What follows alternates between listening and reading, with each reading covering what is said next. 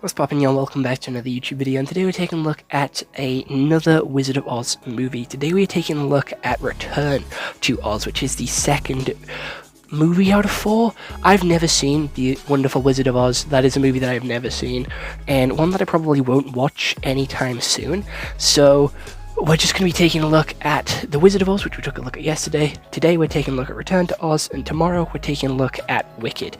So technically, if we're going in timeline order, it would be Wizard of Oz, Wicked, Wicked 2, and then Return to Oz. But Return to Oz is my absolute favorite out of the Wizard of Oz franchise, and it is so fucking cool.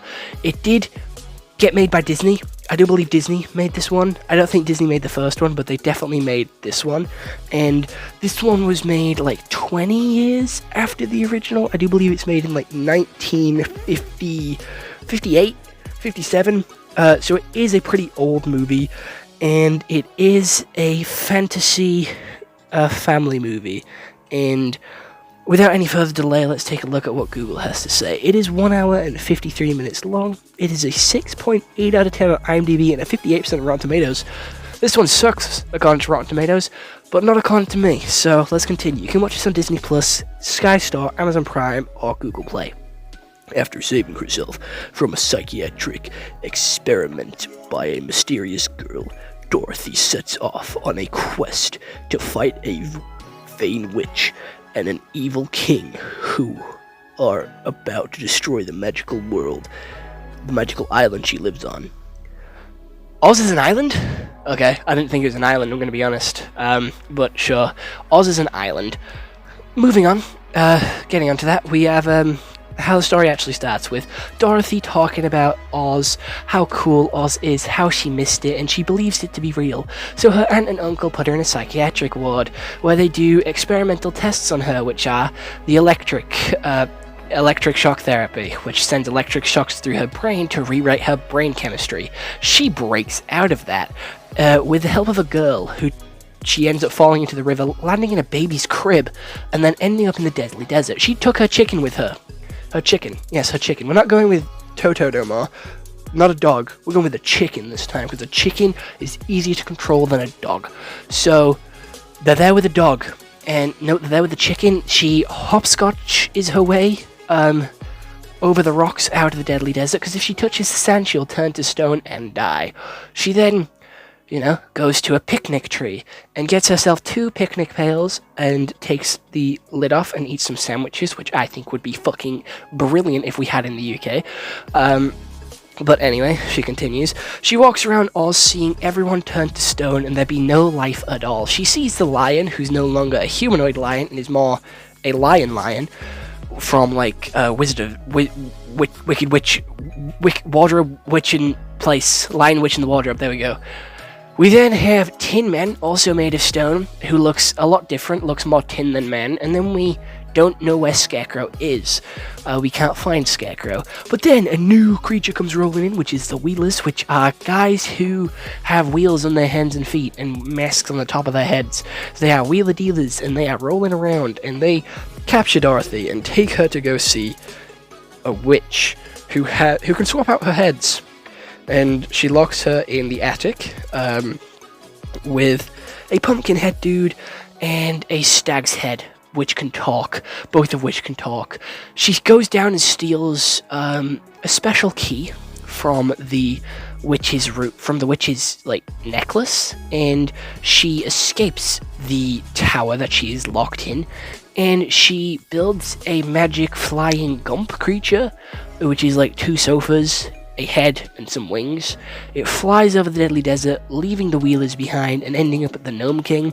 The Gnome King then makes them all trippy and go absolutely fucking insane, and he sends them through a cave one by one to go and touch a magic object to try and free their friends.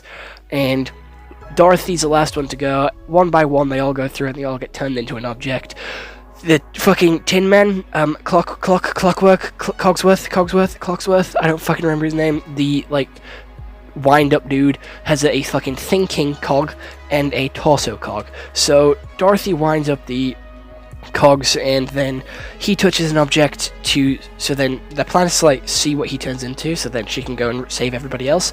Unfortunately, that doesn't happen, so she guides her hand around and just picks at random, and she picks a emerald shaped object and frees everybody because she touches emerald colored things. She then wakes up back in attacking the Gnome King because they have a massive fucking fight, and the chicken lays an egg through Jack's skull and it falls into the Gnome King's mouth and then kills him because he's allergic to eggs.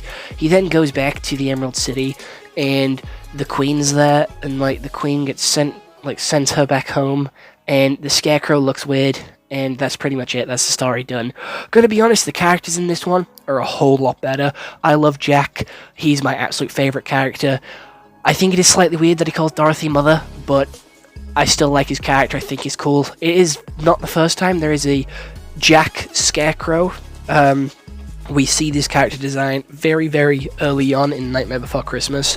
It is Jack's first form, the Pumpkin King form, and the visual effects kind of seem to have a step back from the original. I don't know why, but the characters expand upon the world, like the Deadly Desert. I think that is really fucking cool and a pretty insane thing to think about. Like, there is a lot of fantasy, a lot of magic, a lot of creativity in this world, but there is also a lot of death and destruction and corruption which can take place if the magic is gone. And a lot of people have a theory that all of this is in Dorothy's head, because when she wakes back up in her world, she's in the forest. She's absolutely fucking just in the forest, and she has nothing to do about the normal world, but like everything that happens in the normal world influences Oz. Like, the witch is the nurse that was conducting experiments on her. That cog guy is very similar in design to the sort of electric machine that she's being hooked up to, and I don't know what to say about Jack or the Gump, but I'm very iffy on that. I don't know whether to believe that or not. I would like to believe it because it is got more evidence because of how different Tin Man, Scarecrow, and Lion do look than the original. They have a much more cartoony, much more sort of kid-friendly aesthetic than they did in the first movie. And they look a lot more Disney-fied, which is, you know what, fair enough, since that Disney made this one. However, it is still quite creepy. I remember this one scaring the shit out of me with that Dorothy Gale line where that witch screams her fucking name and all the heads look at her. Some of the scenes in this movie are genuinely fucking creepy and terrifying for a small child to be watching, but it is targeted at kids, so, you know, what the fuck. But yeah, this is still my favourite out of the two. I think it has a lot more action, a lot more character stories, and it's not like the basic story that we see over and over and over again like we do in the first one. It is more sort of creative and takes a much different approach to Oz. Instead of it all being a magical go happy place all the time, with there being one evil person that ruins everything, it is the corruption that's taken over Oz and how Dorothy has to fight that with her ragtag band of crew to, you know, save the day from the Gnome King, which is just a mountain golem. Honestly, takes fantasy to a whole other level. The Wheelers also look quite terrifying as well, not gonna lie. They look like a bunch of wires and sort of machinery, and the way they move, the way they laugh, the way they're like hyenas, they much remind me of the lions, like the hyenas from The Lion King.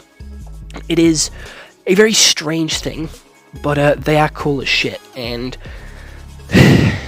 I like this movie. I like this movie a lot. This movie is really good, and partly because of that is Jack. Jack is my favorite character, and I like him much more than I like any of the ones from the first movie, so he makes this one a whole lot better than the first. This movie's better than the first just because it has Jack in it, and the Gump. The Gump is lit. I love the Gump. The Gump is just so sassy. He reminds me of Eeyore from... Holy shit. He reminds me of Eeyore. Hold up. Is he just an Eeyore reference?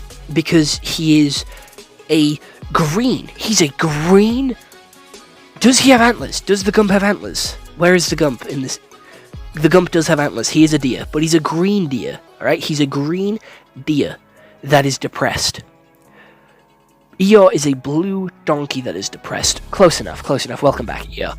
But, the story is a lot more darker and has a lot more going on than the first one did. The first one was kind of repetitive. follow the yellow brick road, find the new character, sing a song, follow the yellow brick road, find a character, sing a song, follow the yellow brick road, find a character, sing a song, follow the yellow brick road, find a character, sing a song. And then it was like one final battle where they had to go and defeat the witch. This one is like constant action, constant threat, constant looming sort of danger in the air, and it does it in this really creepy way. It turns Oz from this magical, happy, wonderful place to this sort of dark, dreary, like depressive, scary, spooky place, with especially the new character designs. Instead of them all being quite happy or cheery, just wanting a heart, brain, and everything else, Jack is lonely. Jack just wants a mum. Jack just wants someone to look after him and take care of him and to treat him nicely and to just love him. The Gump doesn't want to be stuck in this room anymore. He's depressed. He's been stuck on a wall. He wants to see the world and explore. He wants to have a body again. And Clocksworth, whatever he's fucking called, the wind-up dude, he can't move on his own. He needs someone there constantly to help him. The way he's built is wrong and not very efficient. He constantly needs to want someone there to wind him up. But if he has no one there to wind him up, he can't reach to do it himself. He constantly needs that assistance and that help. And he can't do much on his own.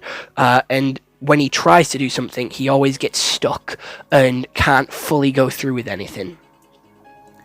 I think that's all the character. The chicken's also just a sassy motherfucker. The chicken is just comedy gold. The chicken can talk in this one. If Toto could talk in the first one, I think he would have like a Brooklyn, New York accent, and I reckon he'd be quite butch.